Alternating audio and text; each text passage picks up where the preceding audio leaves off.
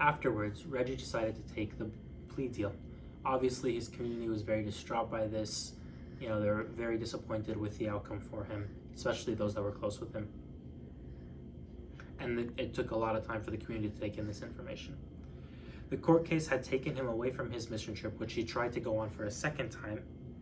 And this is when his friends and family were hopeful that he'd be able to pick himself up after what happened.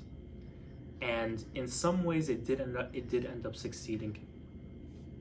However, the long-lasting impacts of this accident, I think, were much more negative and had a much more worse consequence on his whole life.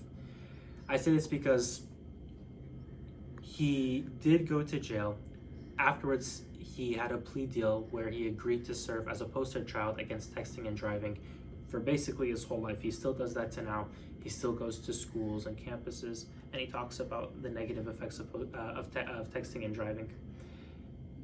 This, and he has mentioned it, that this puts so much strain on him, because even though the incident happened a while ago, between the court trials, between his relationship with his family, between the relationship with the family who he hit and the people that he killed in that accident,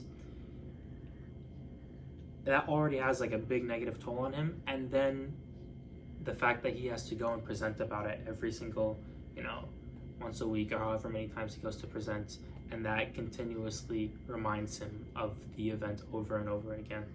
So this situation obviously affected him in a very negative way, not only during the time, but he's made it clear that this has affected him throughout his life, and it's still affecting him to this day as he still goes and presents to local communities and campuses about the negative effects of texting and driving.